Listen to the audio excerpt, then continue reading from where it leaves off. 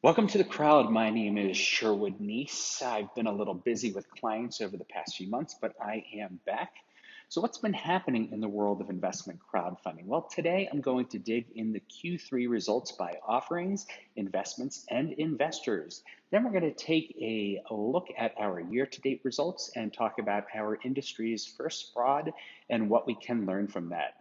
So let's jump in. Q3 by the numbers and offerings first. Well, if we look at offerings, it was the best quarter yet with a 411 new offerings. That's up 22% over the prior year and 14% over the prior quarter. So what does this show us? Well, it shows that there is an appetite for capital among issuers and that continues to rise.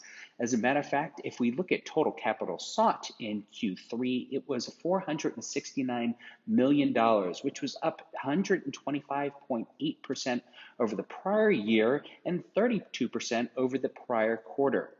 September turns out to be the best month with 141 offerings. Second best to that was last December with 138.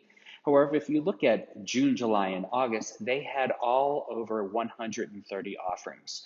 We do expect this trend to continue and just grow as more awareness comes to the industry. As of September 30th, there were 852 active offerings. This is 54% higher than a year ago. We're seeing more companies extending their deadlines, which is increasing the number of active offerings. Nonetheless, the data does show that offerings do go stale over time, so issuers do need to maximize their outreach quickly when an offering launches. We are also seeing an increase in the number of follow-on rounds, which indicates the appetite for follow-on capital from the crowd as opposed to more traditional means. This may be due to the benefits these issuers are receiving from the crowd, besides that of capital, and that includes marketing power and perhaps external sales. And finally, we continue to see how investment crowdfunding is democratizing access to capital among women and minorities, with up to 60% of new offerings having at least one woman or minority founder. We think that's an amazing statistic. Now, if we dig into investments, how does that look? Well, Q3 was the second best quarter for investments. Turns out that Q1 was the best quarter. However, that was also when the SEC increased the maximum issuers can raise from 1 million to 5 million. So we saw a spike in March. That leveled out after that. So Q3 investments were up 93% over the prior year and 12.5% over the prior quarter. But like I said, they were down over Q1. August did have the second highest amount of investments at $54.5 million. March still leads with $70.2 million. And again, that was driven by the caps. Now, if we dig into investors, the same is true for investors as it was true for investments. Q3 was the second best quarter for the number of investors, with Q1 being the best. That being said, the number of investors were up 22.3% over the prior year, which, however, is much less than the 93% jump that we did see in investments. But this does signal that there were fewer investments that were writing larger checks. So overall, the dollar amount continues to increase. If we look at the growth over the quarter, there was an 11% increase in the number of investors from Q2 to Q3. Definitely, September did see a slug, as we see in the traditional markets, with investors at 25,500, which is down from a high of 72,000 in March. But remember, the check sizes were larger, so the overall capital over inflows were still at record highs. Year to date, if we look at the end of Q1, there were almost as many offerings as there were in all of 2020. And 479% more than when regulation crowdfunding launched in that first year of 2016. Again, this shows momentum for the industry. Total captured investments for 2021 is $415.7 million, which is already 75% over 2020 values. By year's end, we do expect total investments will be up 135% over 2020's figures. Well over $500 million invested into startups and small businesses. Keep in mind, this money is being spread all over the United States with over 1,300 cities represented in our data set.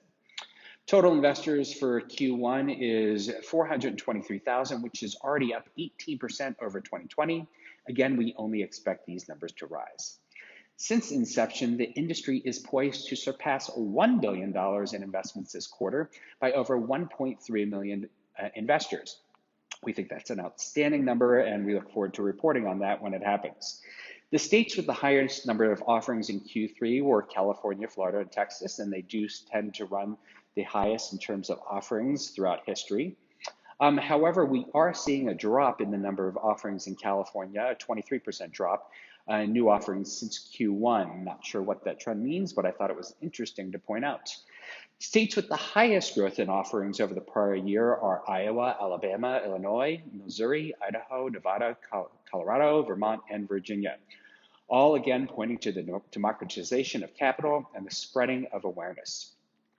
The top industries for investment crowdfunding in Q3 were software, restaurant, and hardware.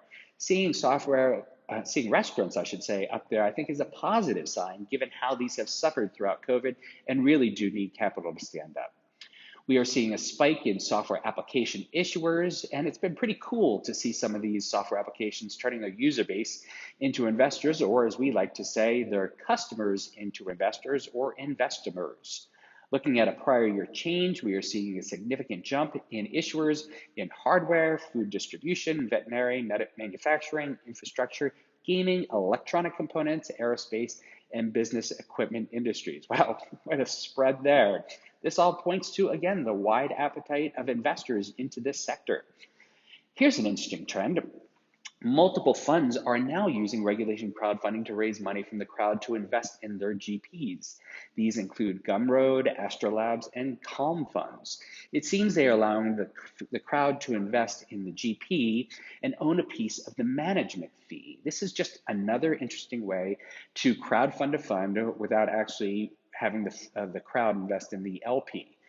So it's fascinating to see how people are being innovative in the space to get the crowd involved in these funds.